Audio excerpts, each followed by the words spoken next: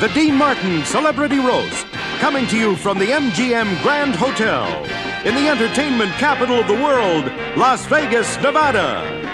Ladies and gentlemen, from the beautiful Ziegfeld Room, tonight's star-studded roast has brought together some of the world's greatest entertainers. They've come from all over the world to be here tonight, here in Las Vegas in person, joining Dean Martin as he honors tonight's very special man of the hour, Joe Namath. With tonight's guests, Lee Merriweather, Angie Dickinson, Milton Berle, Red Buttons, David Doyle, Tom Bosley, Bernie Capel, Rich Little, George Blanda, Dick Butkus, Mel Tillis, Norm Crosby, Jackie Gale, Bruce Jenner, Jimmy Walker, Orson Welles, Joey Bishop, and your roastmaster, Dean Martin, with tonight's man of the hour, Joe Namath.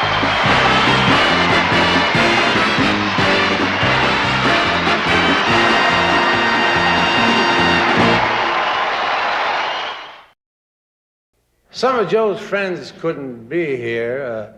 Dolly Parton was invited, but at the last minute she fell out. Joe, I think we had a little too much to drink last night. At 3 in the morning, he was out in the casino dancing with a slot machine, and I was trying to cut in. Besides being a great quarterback, Joe was also a great swinger. He's the only guy I know who had an electric scoreboard over his bed. 1 week, 30 different girls penalized him for piling on. And he was so ashamed of his passes, he used to call timeout to wipe his fingerprints off the football. Now that Joe's out of football, he's making a career out of show business, but don't let nothing worry you. Remember the famous words of Toulouse-Lautrec, who once said, "Down in front." When it comes to popular country singers, Mel Tillis is always on top of the charts. Ladies and gentlemen, please meet a good old boy and one of my best friends, Mr. Mel Tillis. Ladies and gentlemen.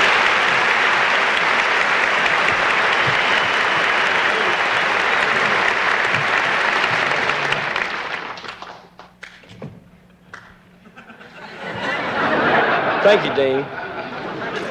You know, I was a little bit nervous about doing too much talking.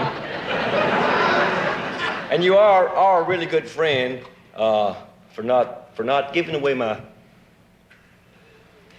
secret. You see, I stutter.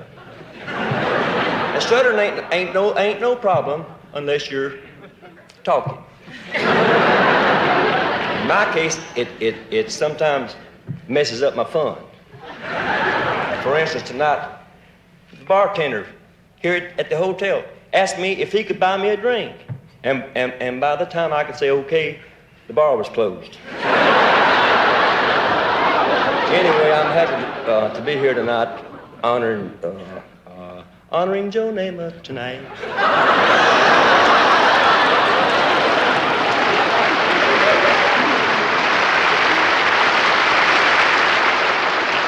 Because we both have something in common. I stumble over my words, and Joe stumbles over his feet. Well, Joe, before I go any further, I'd like to say that down in my neck of the woods, I used to watch you play football on TV, but I couldn't see you too well because our television set it only had a 3-inch screen. and it ran on kerosene. Had an outside and when them aerials. But Mama, she used to dry Daddy's long johns on it. But I found that we got a better reception if you drop the back flat.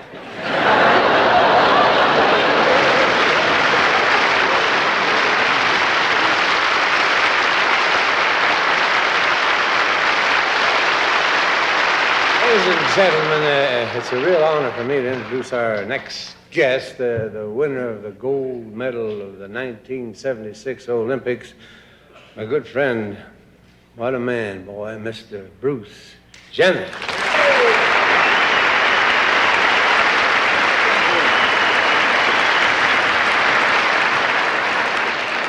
Thank you very much, Dean. You know, I am just really pleased to be here, but I'm really sort of surprised because actually Joe Namath and myself really have nothing in common.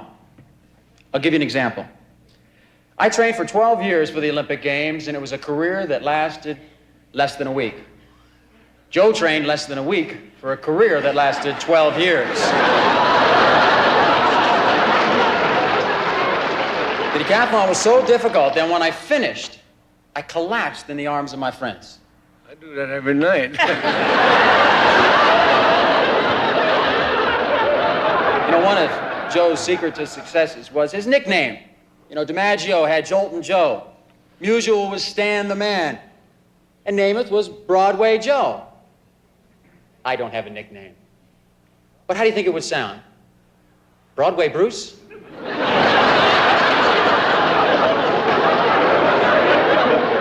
In fact, when I think about Joe's lifestyle, you know, it sort of reminds me of a great poem by Grantland Rice. When the last great score comes to write against your name, it won't be whether you win or lose, but how you play the game. Joe, for you, it'd probably go something like this.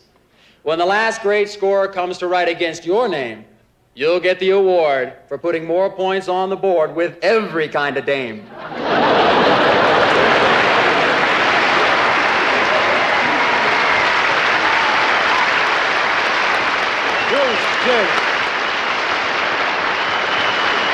This is the best in the whole world, Mr. Milton Berle.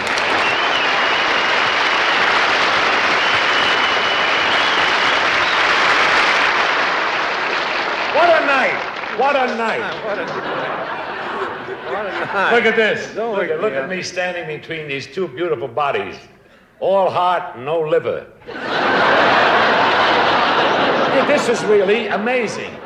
He sells shaving lotion and he drinks it.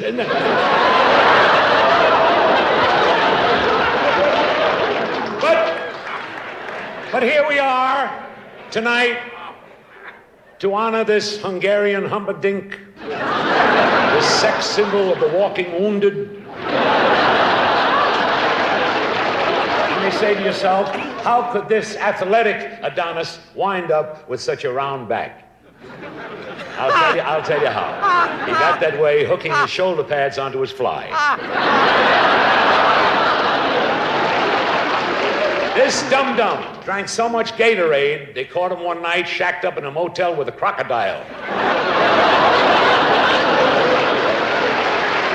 Joe Namath comes from a very poor family. When Joe got his first $400,000 bonus, he didn't know what to do for his dear father, who worked down in the coal mines.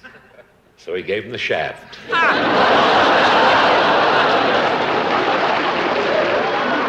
look at Jimmy Walker laughing. Go ahead and laugh, Jimmy. You can walk home alone at 3 in the morning. Tonight, I see another great football on the dais, football hero on the dais, Dick Butkus, sitting over there eating a Buick.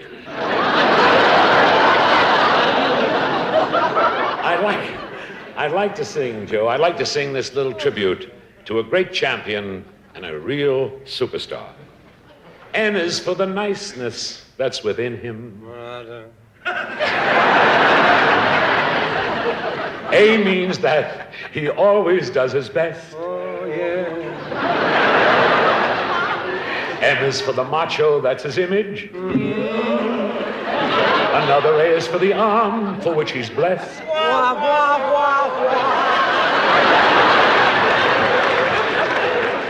T is for the thrills when he was playing. H means how that champ was pushed and shoved. And shot and shot. Put them all together, they spell Milton. The only man I ever loved. Thank you.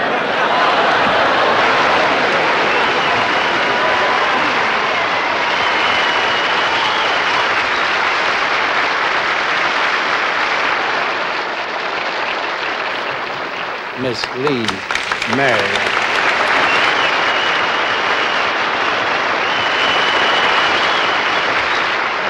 I am really, truly delighted to be here and to see Joe Namath again. You know, it's really something, Joe. I almost didn't recognize you with your clothes on. I mean your football outfit. You know, the sexy see-through top that you wear and gold lame hip huggers and cute little white booties and, of course, the pantyhose. And you know, that black eyeliner does something, too. You know what? You should have been Miss America. Now, I'm really tickled to be on this roast because I'm crazy about football. Actually, that's not true. I'm crazy about Joe. I would watch him all the time on television, but I've never seen a game live. So when Buddy Ebsen told me he had 2 tickets to a Los Angeles Rams game, well, I jumped at the chance. It wasn't one of Joe's better games, but then again, what was? Joe had several personal fouls called on him for illegal holding. They caught him grabbing 3 cheerleaders by their pom-poms. No more. I'm sorry, Joe. No more going to live football games. It's too emotional. Because after all, what is football? Okay. 11 big guys jumping on one lone defenseless body. That's what I've been praying for all my life.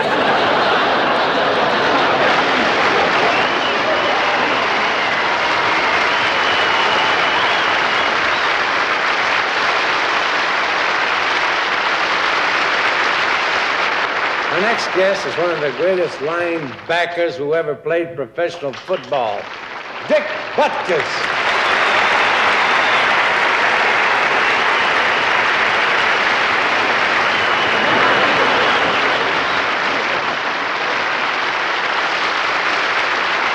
It's a great pleasure to be here tonight to pay tribute to my old friendly enemy, Joe Namath. You have to understand, it was nothing personal. It's just that as the quarterback for the New York Jets, it was his job to put the ball in the air, and as middle linebacker of the Chicago Bears, it was my job to put him in the hospital. Big-time quarterback like Joe was always surrounded by groupies, beautiful actresses, models, cheerleaders. Of course, we guys on defense, we had our groupies too. But they were the type of women who all looked like Mean Joe Green. But I don't begrudge Joe the fame or the fortune, because as a quarterback, he suffered a lot of pain. I know that, because I was one of the guys giving it to him. Toward the end of his career, I asked Joe, how do you feel about being intercepted so many times? And Joe smiled and said, Dick, I don't feel bad at all. The way I've been throwing lately, I'm thrilled anybody is catching it. Joe, you're one of the best ones, man. Dick Butkus. Ladies and gentlemen, the dynamic Mr. Red Button.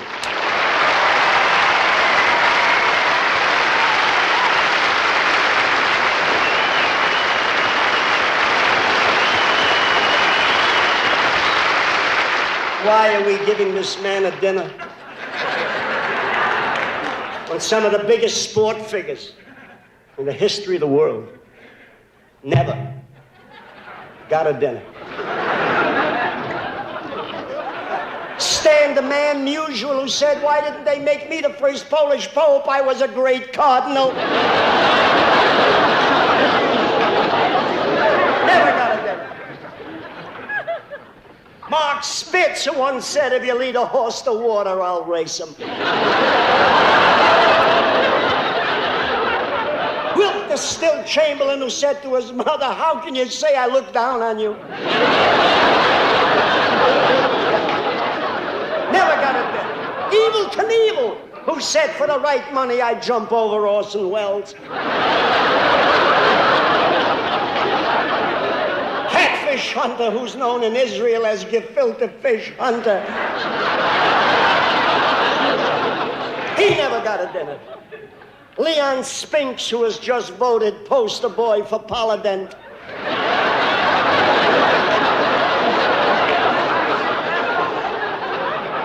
Andy Don Meredith, who said to Joe Namath, if you're so great with girls, how come your knees went bad?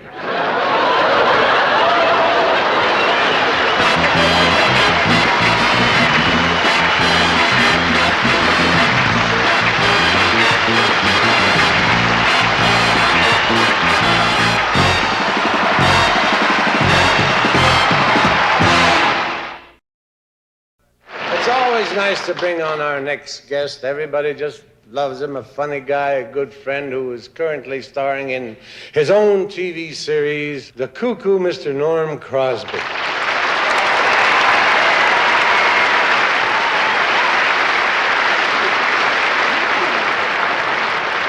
Thank you, Dean.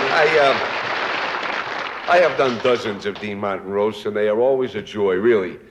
But I must take umbrage with our procurer, Mr. Garrison, here tonight for allowing people to take shots at a sports hero like Willie Joe Namath, because today, especially today, with all the lust and the carnage and the political insemination that's going on in our world, sports heroes are crucially important.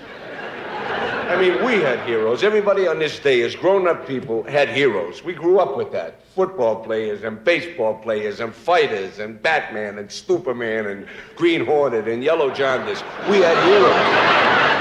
Our kids don't have heroes today. They talk about sex and good times. That's all they want to talk about. When we were their age, we did not have sex and good times. We were married. Watch a guy like Bupkis.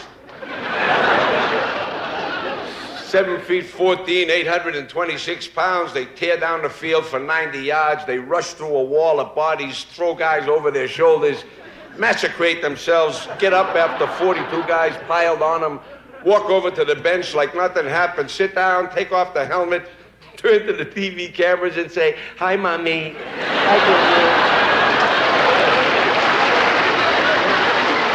Men have more discipline. For example, when you travel, you go into a hotel, you've seen it a million times, there's a small sign in the bathroom that says, please put the shower curtain inside the tub before you take a shower. Ladies do not do it. They don't. They're not trained like that. They see it, they don't pay attention. Men do it, instinctively. The minute we see that sign, we do it. Takes us 10 minutes sometimes to get the hooks off, but we do it. Those romantic escapades are legendary. Girls come to him. It's not his fault. They fling themselves, prostrated his glands. But even then, his discipline shows. It was Joe Namath who once said, and I quote, it is better to have loved and lost. Much better. And cheaper.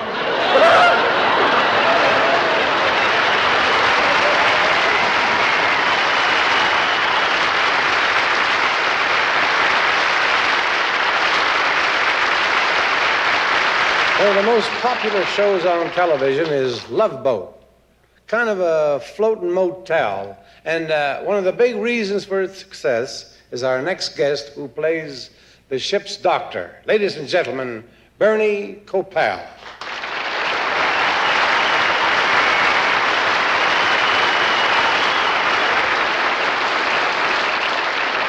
Dean, thank you very much. You know, may I say, I hope you don't mind my saying this, but even though I'm only a Love Boat doctor, I can see you're not taking care of yourself. You should watch your liver. Okay, well, what channel is it on? You know, when we film our Love Boat show, we actually shoot it on a ship during a real cruise. So on our last trip, I was surprised to see Joe Namath on board. Not as an actor, but as a passenger. You see, Joe needed a C-trip as therapy for a neck injury he got in his last Rams game. He was sitting on a bench with a lot of other players, and the manager yelled, "Namath!" Joe got a whiplash looking back over his shoulder to read his jersey to find out that was him.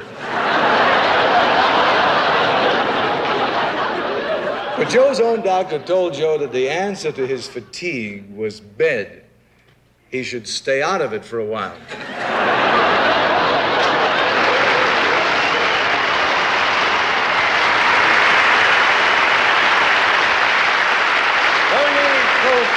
Ladies and gentlemen,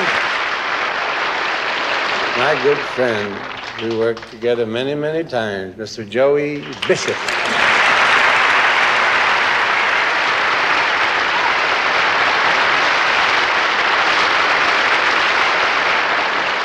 I tell you this from the bottom of my heart. I love you as much as one man can love another. And if it were not for the fact we're on television, I would think nothing of kissing you. But I know it would be embarrassing to you. So if the urge comes, I'll kiss Angie Dickinson. And then you will know I feel it for you. Okay?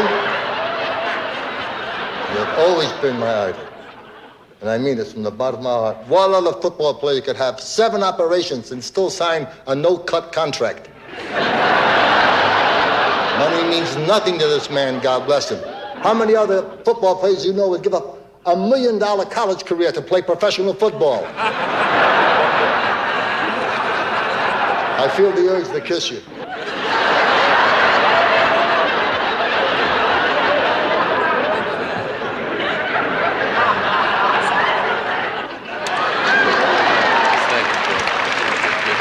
See, Angie, that's how it's done, with an open mouth.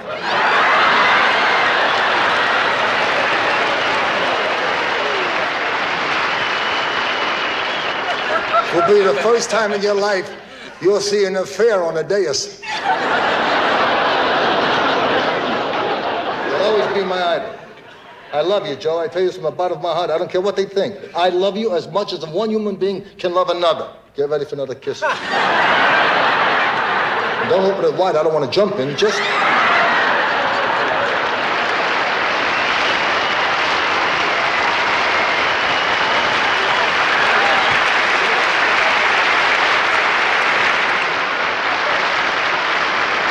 Ladies and gentlemen, a brilliant man, a great wit, and I'm happy to say a great buddy, Mr. Orson Welles.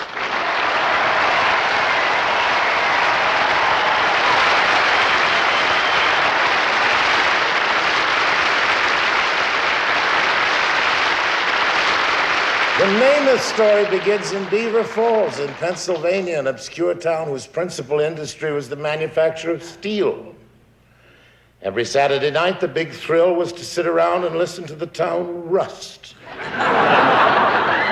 When Joe was born, he doubled the population. By the time he got to high school, he was personally multiplying it. It was evident when Joe was born that he was preordained to become the legend that he is today.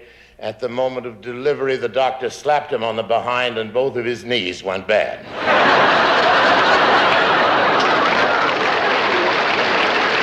As for me, my purpose here tonight is not oration, but narration. It's my pleasant task to provide the spoken accompaniment to this film you're just about to see, displaying as it does some highlights from the Namath saga. Once upon a time, there was a magic bean that had a magic spell, and fame and glory would belong to whomever could throw it straight and handle it well. All across the land, wise men plotted and planned to see if they would be the man who could hold this bean in hand.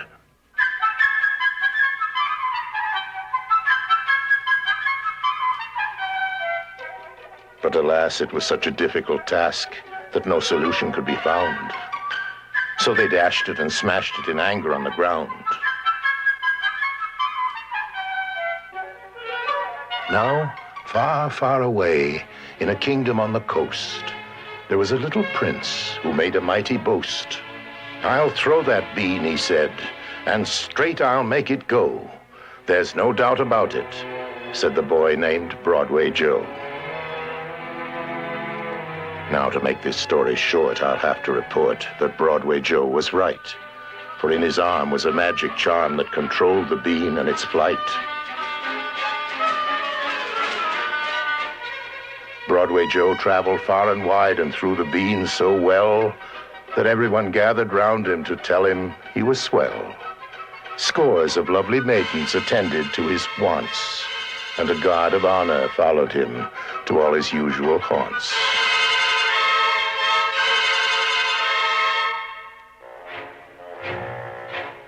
Then from out of the ground there came a sound that shook the entire shore. It came from the thread of some men who said, "This Joe is simply a bore." From their fearsome faces smoke did spew, while their heads were as hard as an old horseshoe. They were rough and tough and worked all day in the sun. They were cranky and cruel and spoiled other people's fun. But Joe's days were filled with smiles and zest, and he turned to these villains and said with a jest, "If I happen to meet you guys someday, it'll be best for you to get out of my way." "What's that?" growled those men who were terribly gruff. "How can you say such ridiculous stuff? We'll meet you in battle and steal your bean, then use it ourselves to be nasty and mean." And so it came to pass in a big round castle way down in the south that these merciless men came to take the bean and shut Joey's mouth. The castle was filled with faces familiar and faces stranger, but all of them knew that Joe was in danger, so they gathered together, put their hands on their breast, and sincerely wished him their very best. But Broadway Joe needed luck of more than one kind, because suddenly trouble came from in front and then from behind. They gave him such a knock on the crown that he forgot his bean and left it on the ground. The meanies in blue grabbed the thing and turned it over to their old wizard king.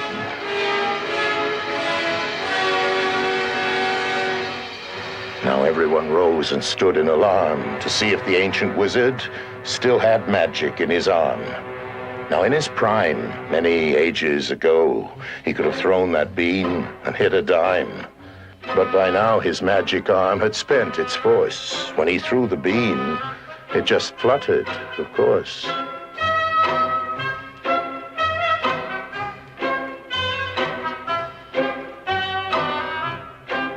The wizard's men looked solemn and tragic, and sadly they spoke. "This bean's not magic, it's a fraud, a joke. Give it back to the kid. If it obeys his command, we'll admit defeat and crown him king of the land." But the bean was magic, and everyone knew it, and watched in amazement whenever Joe threw it. He hopped and he popped and he swung with a swish, and the bean had obeyed his every last wish.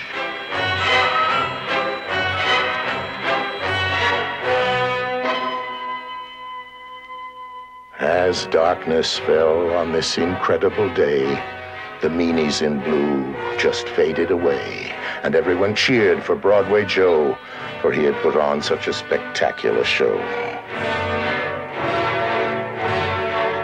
His beam was turned to silver, as bright as the eye could see, and Joe returned a hero to his kingdom by the sea.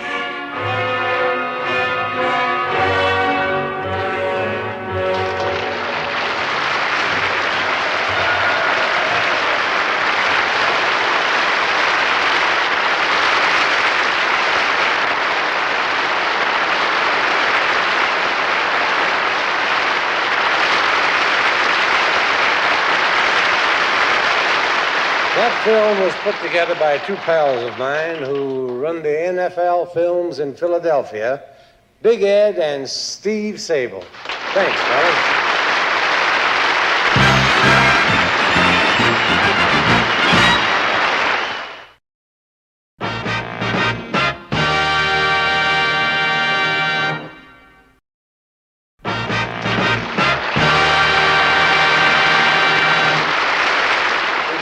gentlemen, from the wonderful world of saloons, Mr. Jackie Gale.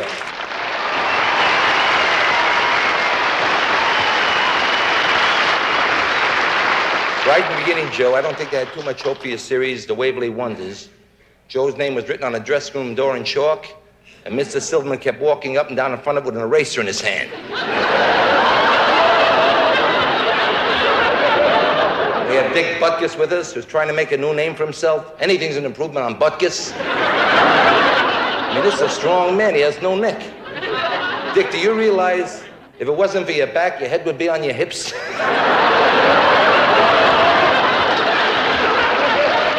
And we have Jimmy Walker with us, Joe J.J. himself, who made a new movie about the Civil War. In this version, Lincoln's freed by the slaves. The guy looks like the other side of an X-ray.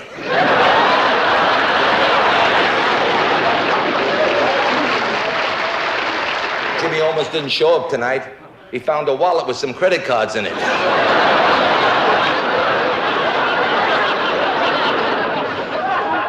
And I know you all know Mel Tillis. That's country music stuttering Sam. Mel Tillis, the only man I know who took speech lessons from Porky Pig.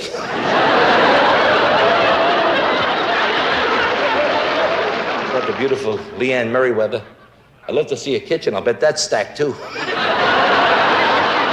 love those southern names, Leanne. You really from the South? They got the southern names. They got those names. Leanne, Lavone, Elvira, Billy Joe, Billie Jean, Billie June. Notice that the fellas got those names. Bob, Jack, Jimmy, Jack, Willie, Jack, Joe, Jack, Billy, Jack. You want to say hello, you got to have rhythm. Joe played at Alabama. I was once in Alabama. I went into a restaurant. I said, where the Yankees hang out? So see that tree?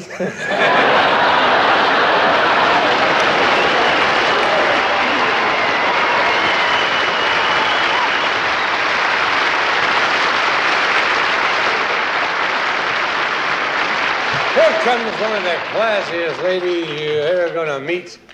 Words can't describe her great talent, her beauty, so I'll just say the adorable Angie Dickinson.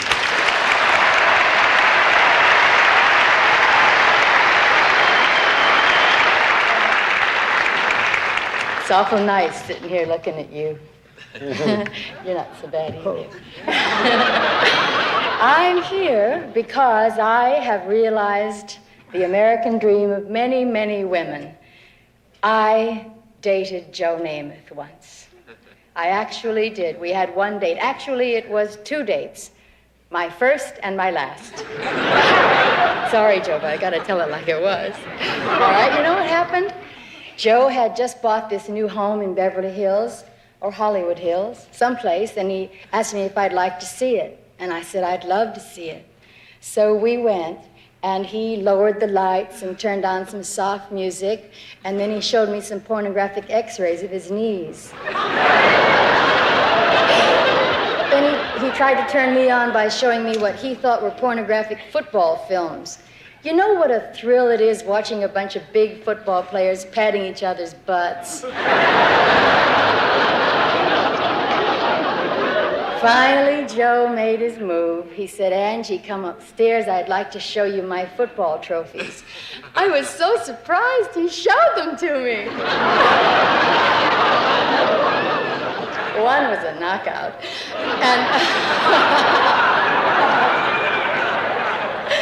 And from what I've heard from women around town, Joe makes love like he played for the Rams. 2 minutes of action and he's out of the game.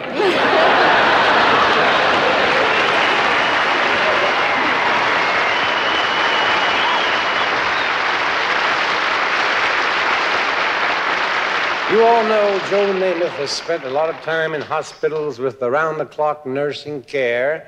We're very fortunate tonight to have with us Joe's very own private nurse, Miss Sandy Hurt, R.N.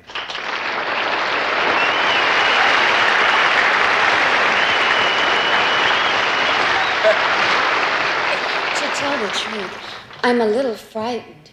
1,000 people out there. It's almost enough to scare the pants off me. Bring in another 1,000.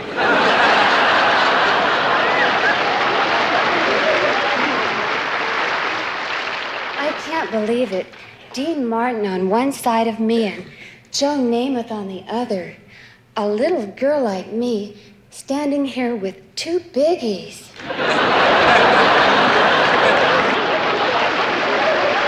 When I first met Mr. Namath, he was in very bad shape. You see, I'm a visiting nurse. And when I came to his home, the first thing Mr. Namath wanted was a complete physical examination. I had to remind Mr. Namath that he was the patient.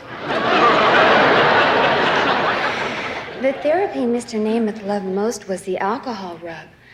He must have given me 3 a day. Thank you, Mr. Martin. I hope we have the pleasure again sometime. We never had it the first time.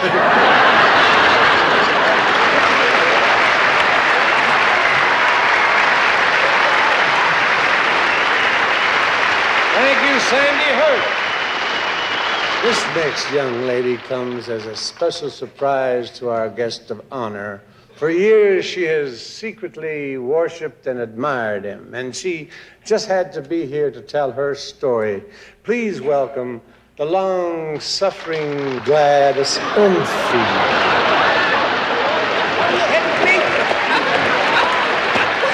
What are you hitting me for? Because I know what you're thinking. You're thinking, look at her. She's plain, common, and vulgar. You left out dumpy, grumpy, and lumpy.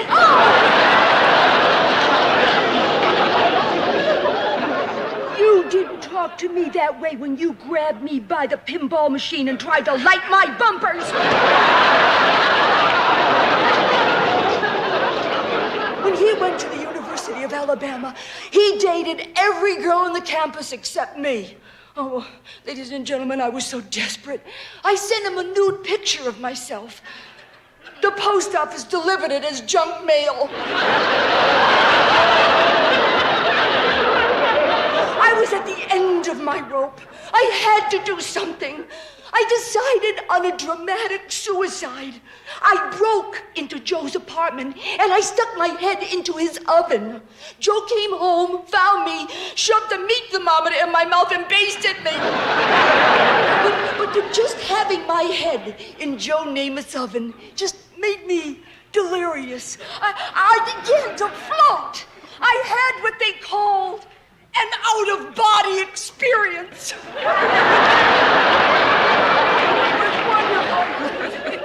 Glad you got back in your body.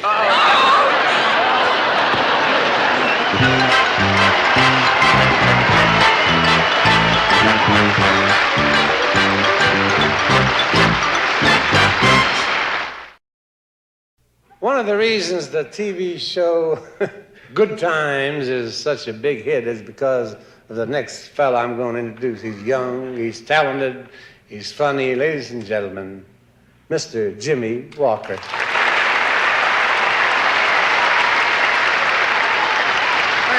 Thank you so much. It's so glorious to be here in Viva Las Vegas. I've always loved that nickname of yours, Joe Willie Namath. Makes him sound like one of us. And Joe has always been known as a very sharp dresser.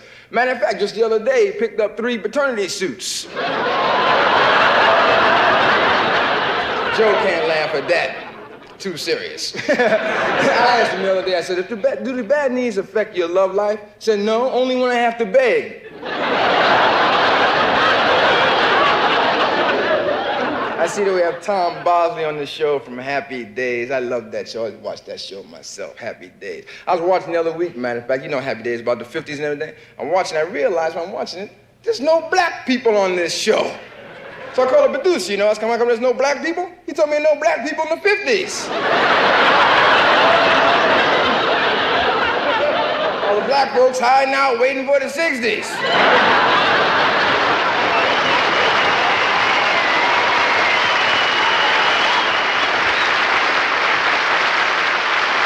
Our next guest has been closely associated with Joe Namath for many years. He's Joe's former roommate and ex-lineman for the New York Jets, Mr. O.J. Simpleton.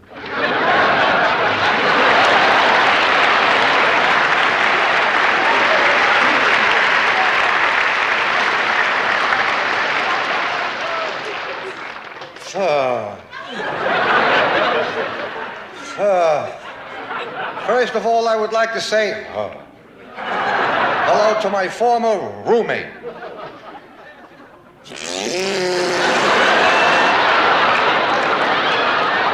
This man is a fake. He gets all the glory while we get all the injuries. Look. I've had the same concussion for the last 15 years. My vision is blurred. My speech is slurred. I can't dizzy spells, and I can't walk straight. I've had that for years. Joe wanted me on the team because he knew that I have the legs of a gazelle, the heart of a lion, and the eye of an eagle. I have them right here in the bed. Take a look, Dee. I know everything about him. Believe me, and it's not pretty. For one thing, he's a slob. Yes, I used to come home every night, and there by the corner of his bed, he had a pile of dirty girls. And I'll never forget. Yes, I'll never forget the time we were playing for the Washington Redskins.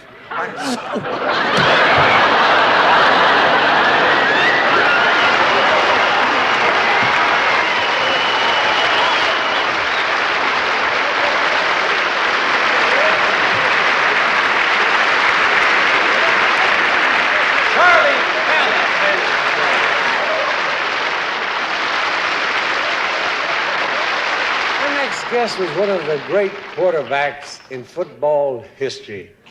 And he played until he was 48. He was around a long, long time. He was throwing passes before Joe Namath was making them. A real gentleman, Mr. George Blanda.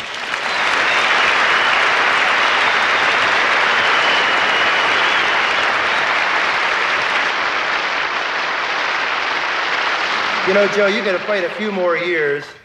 I think you didn't stay in good condition. Believe me, conditioning is everything.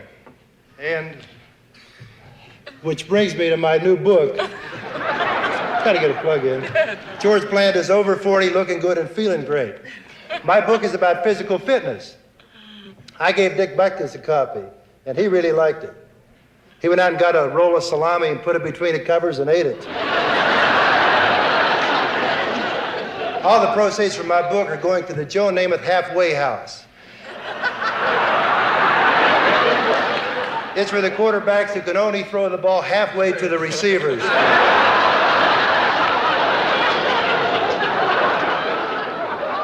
Joe, I know the whole idea of these roasts is to put you down, but sincerely, wouldn't feel right if I left the dais without saying how much I admire your ability, your spirit, your courage, and your sense of humor.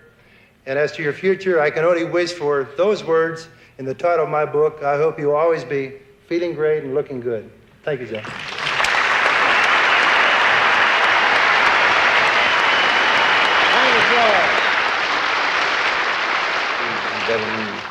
Mr. Rich Little.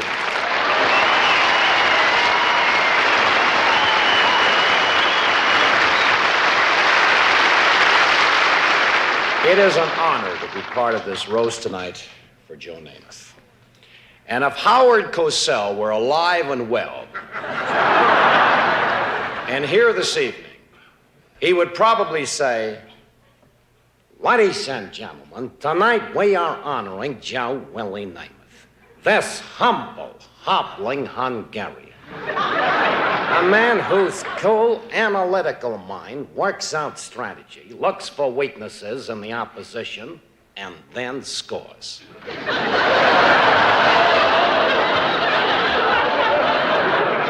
But, Joe, you do have one fan.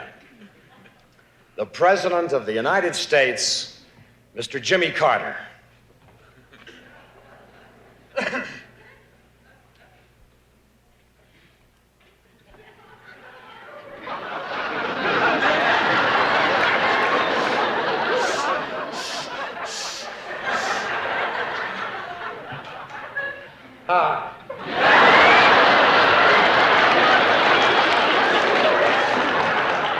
How the hell are you?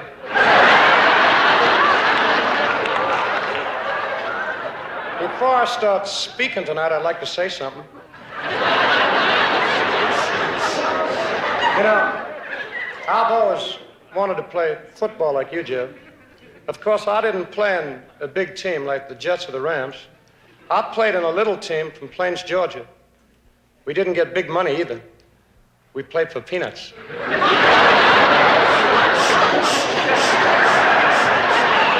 wrote that myself.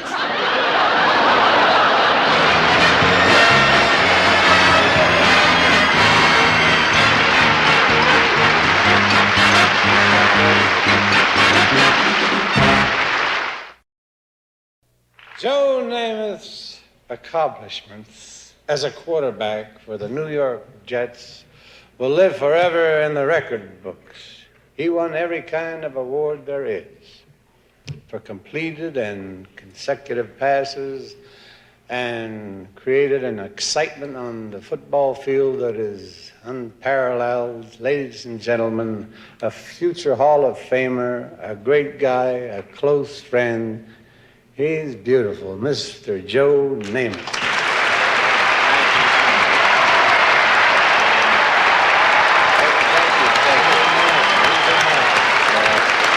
Thank you.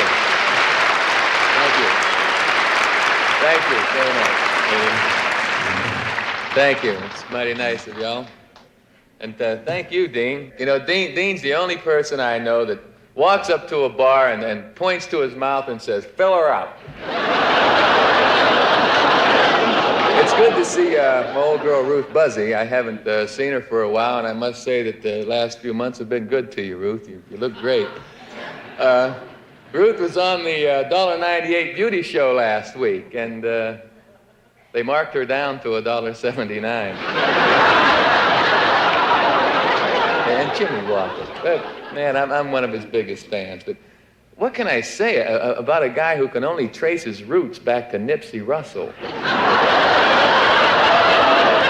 I'm glad Milton Berle showed, really. Mr. Berle, God, you've got so much talent for making people laugh. Well, why don't you ever use it?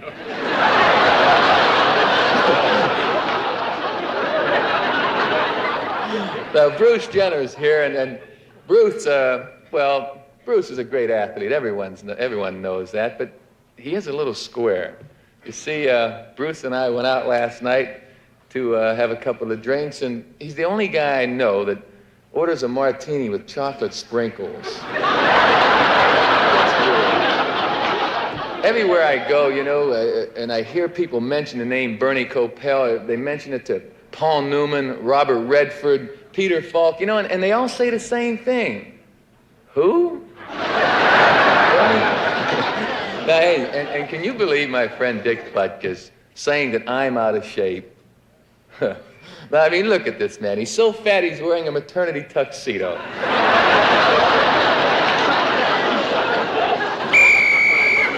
Oh, there's the whistle. 2-minute warning. Okay. I was a minute late. Well, the 2-minute warning's in, so look, I'd just like to say that you've really been a marvelous day. I've honestly enjoyed this a great deal, and I had a fun time. So thanks a lot for coming, and thank you, folks. Good night. We enjoyed it.